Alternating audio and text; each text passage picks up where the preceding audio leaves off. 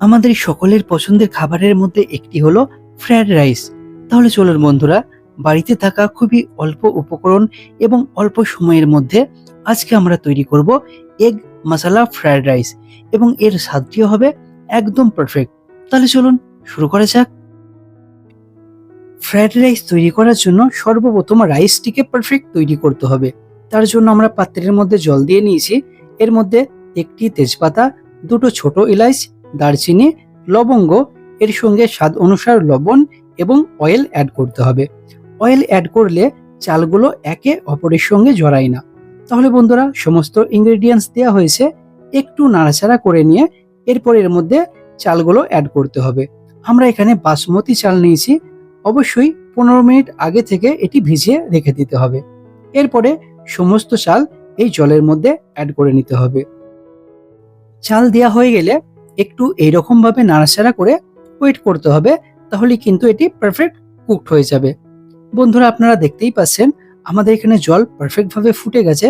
অবশ্যই একবার চেক করে দেখে নিতে হবে যে রাইসটি পারফেক্ট কুকড হয়েছে কিনা। আমাদের এখানে রাইস পারফেক্ট কুকড হয়ে গেছে। এরপর এগুলিকে তুলে, যাতে জল না থাকে, এই অবস্থায় ভালোভাবে সেপারেট পাত্রের মধ্যে দিয়ে নিতে হবে। তাহলে কি হবে, এই সমস্ত রাইসগুলো একটা একটা গোটা গোটা থাকবে। তাহলে আমাদের রাইসটি পারফেক্ট তৈরি হয়ে গেছে। এরপর একটি পাত্রের মধ্যে অয়েল দিয়ে নিতে হবে। অয়েলটি পারফেক্ট গরম হয়ে গেলে এর মধ্যে কিছুটা পরিমাণ বাটার অথবা ঘি অ্যাড করে নিতে হবে। সম্পূর্ণরূপে যখন গলে যাবে, এরপর এর মধ্যে অ্যাড করে নেবো আমরা পেঁয়াজ। পেঁয়াজের কোয়ান্টিটিটা একটু বেশি দেওয়ার চেষ্টা করবেন। পেঁয়াজ দেওয়া হয়ে গেলে কিছুক্ষণ নাড়াচাড়া করে নিয়ে যখন পেঁয়াজটি মোটামুটি একটু কুকড হয়ে যাবে, এমন তো অবস্থায় আমরা অ্যাড করব টুকরো করে রাখা গাজর এবং কাঁচা লঙ্কা। আপনারা চাইলে এখানে মটরশুঁটি এবং ক্যাপসিকামও অ্যাড করতে পারেন, আমি অ্যাড করছি না। এরপরে এর মধ্যে আমরা অ্যাড করব দারচিনি, এলাচ এবং লবঙ্গ। তাহলে এক এক করে ইনগ্রেডিয়েন্টস আমরা অ্যাড করব আর নাড়াচাড়া করতে থাকবো। তাহলে এই বাকি ইনগ্রেডিয়েন্টস আমাদের পারফেক্ট কুকড হয়ে যাবে। এরপর আমরা এখানে অ্যাড করছি কাজু এবং কিশমিশ। দেয়া হয়ে গেলে যখন এগুলি ধীরে ধীরে পারফেক্ট কুকড হয়ে যাবে, এমন তো অবস্থায় আমরা আদা এবং রসুনের পেস্ট কিছুটা পরিমাণ অ্যাড করব। এর সঙ্গে হলুদ গুঁড়ো পাউডার, জিরে, ধনে গুঁড়ো পাউডার, লবণ এবং লঙ্কা গুঁড়ো পাউডার আপনারা চাইলে অল্প একটু অ্যাড করতে পারেন।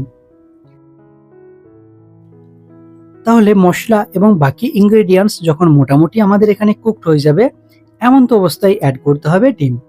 আমরা এখানে 2 পিস ডিমকে ফাটিয়ে অ্যাড করে নিচ্ছি। ডিম দেওয়া হয়ে গেলে এগুলিকে বেশ সুন্দরভাবে কিন্তু তড়িঘড়ি ফ্রাই করে নিতে হবে।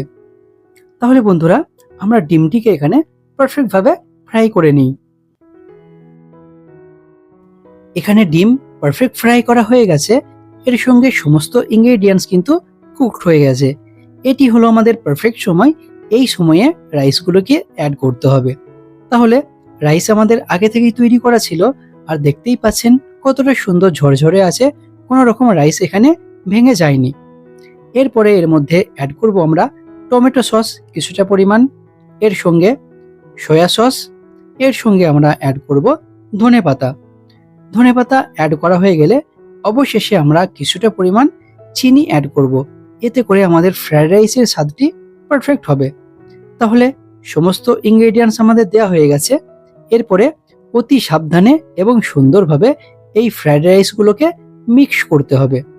অবশ্যই লক্ষ্য করবেন যাতে কোনো রকমভাবে ফ্রাইড রাইসগুলো ভেঙে বা কেটে না যায়।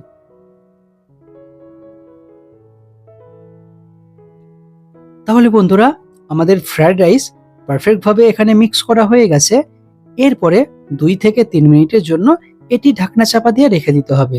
তাহলে এই সমস্ত ফ্লেভারগুলি রাইসের মধ্যে যাবে এবং এটি টেস্টটি পারফেক্ট হবে। তাহলে বন্ধুরা, কিছুটা সময় পার হয়ে গেছে। এরপর ঢাকনাটি আমরা ওপেন করে নিয়েছি, আর দেখতেই পাচ্ছেন আমাদের ফ্রাইড রাইস রেসিপিটি কতটা সুন্দর তৈরি হয়েছে।